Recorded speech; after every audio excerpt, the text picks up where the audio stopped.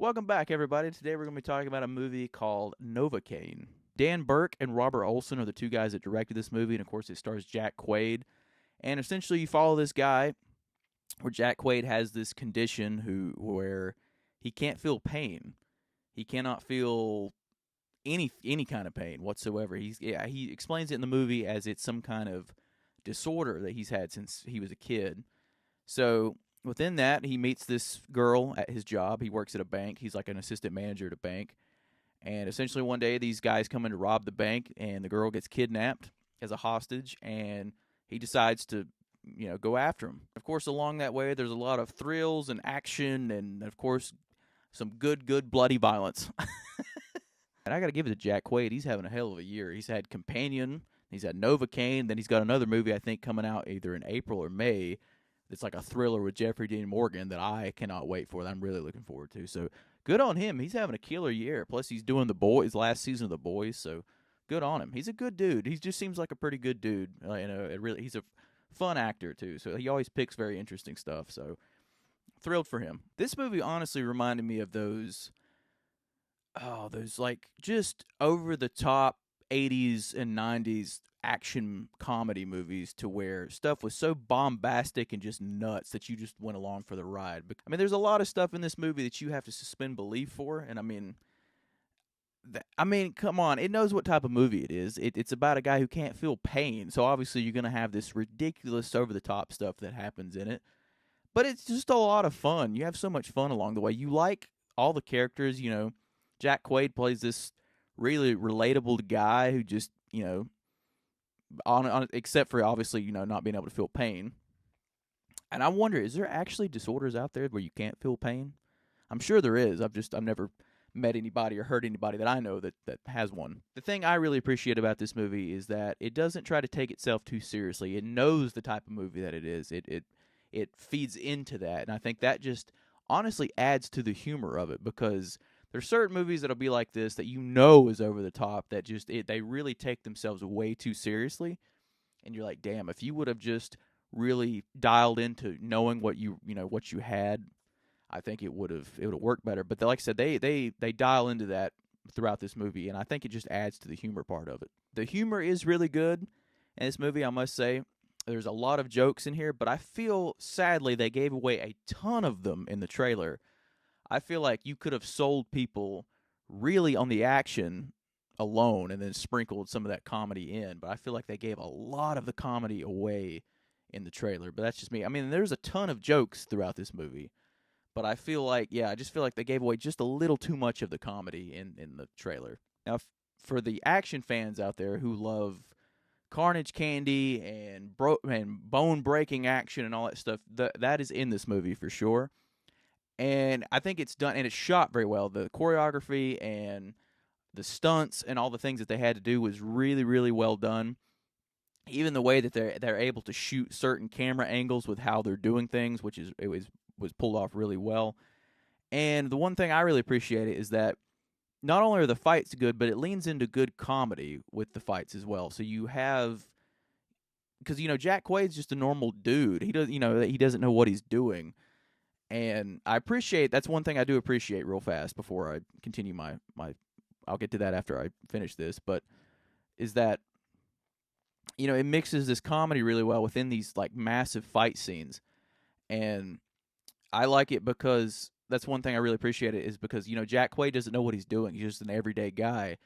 So a lot of movies, it'll portray these people as like these untouchable heroes. Nothing can hurt them. They can't be touched. They're essentially a fucking superhero. And with Jack Quaid, no, he gets his ass beat. He has no clue what he's doing. He's just winging it. And I'm glad that's something else that it plays into. And like, he's just a funny dude. He just quips while he's getting his ass kicked.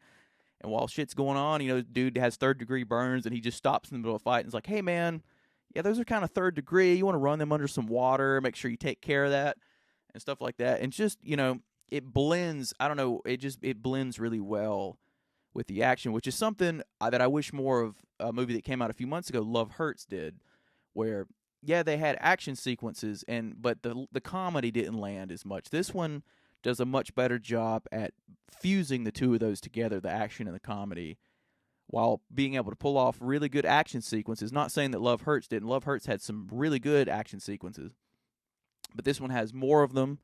It's able to blend the comedy with them more, and it just seems a lot more seamless than Love Hurts was. I did not know this until I saw the movie, but Jack Nicholson's son is in this movie, Ray Nicholson, and man, he's awesome. He's so good. He plays like one of the robbers. He's good. Like I saw him in Smile. Smile 2 was the first thing I saw him in last year, and the small part he had in that, he was fantastic in that. And he has another movie coming out, I think this weekend or next weekend, that I really want to check out, where he gets to play like a crazy psychopath. So I'm really looking forward to that. Like this, he's awesome. Like he does such a good job of playing an asshole in this movie, but he pulls it off so convincingly, and like he was great addition. While yes, it has a ton of action and violence and all that good stuff in it, it's also at its core, it's just a very sweet love story. It kind of tells the message of what you would do or what extents you would go to for somebody that you really love and care about. And that's another thing that's really cool, is that Jack Quaid yet again is in another really good, what I feel would be a really good date movie.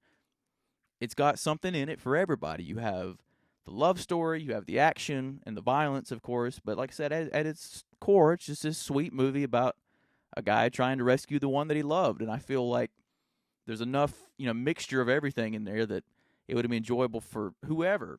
And the girl that's in this, I think, what's her name? Amber Midthunder, I think's her name. She was also in Prey. She was the main girl in Prey. And believe it, and honestly, I did not know this either, but she was in Opus, who I saw just right before this movie. So I was like, oh, that's her again. She does really good in this movie. Like, her chemistry with Jack Quaid, it's believable. That's another great thing. You buy into it. I mean, you don't get a lot of it because it happens so fast. It's like, she just randomly talks to her one day, and then they go out on a date and for that day and that night, and then of course the next day is when everything happens. So you don't get a lot of their build up to anything, but the backstory you do get is that that he likes her because he's been talking to a friend for I don't know how long about how much he really likes her and all that good stuff. But they just have really good chemistry together. Like, that's one big thing that I've said for all these. If you want to do a love story, you have to have good people that you buy their chemistry. Otherwise, it does not work at all. And I thought it was great. They pulled it off. They had just really great chemistry together. I feel like this movie is just one of those good. I mean, I know it's not summer, but it just feels like one of those summer blockbuster movies to me. Like, one that you just go to sit down and enjoy and just be transported somewhere else. Like, you just sit down, have some popcorn, and just enjoy yourself at the theater, in the company that you're in. This is like a perfect example of one of those movies. I do think the cool thing about this movie is while Jack Quaid's character has this condition where he can't feel pain, it also touches on the negative side of it. Whereas, for most of us, we'd be like, dude, that's awesome. We can't feel any pain whatsoever. We're like, that would be rad. But I think it also explains the downsides of it for him. Like, he has to set a watch every 3 hours so he remembers to go piss because he's afraid he'll, explode his bladder if he doesn't. He's got an encyclopedia on how to, patch himself up because he talks about how he can accidentally impale himself and doesn't even realize it. Or how he can't eat any solid food because he could easily bite his tongue off and not realize it, which that would piss me off. If I had to eat a liquid diet, that would sound horrible.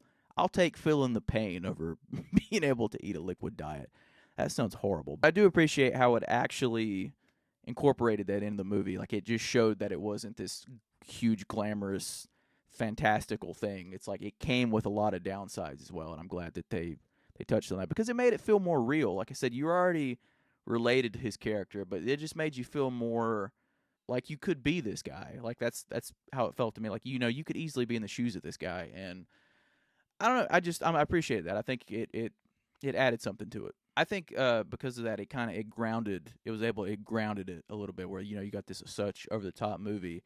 But I think because of that little element, it was able to ground it in its own way for just a little bit. Like, to me, in some funny way, this could be a superhero character that could be in The Boys in some way, shape, or form. And I thought about that while watching. I was like, dude, this is right out of something that they would put in The Boys. Because, you have this superhero, but he's flawed. But yeah, I mean, for me, I would recommend this movie to people because, like I said, I feel like it's a good date movie. It's got something in it for everybody, and it's just a dumb fun movie.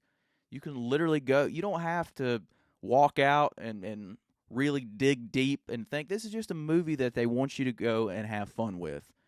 And that's one of the best parts about going to the movies. It's a cool concept. Like I said, it's something to me that's ripped right out of the 80s and 90s. Even some of the dialogue that's delivered in it, I'm like, damn, this feels like it's just ripped right out of the 90s. But I would say go check it out. Go check it out. Go have fun with it.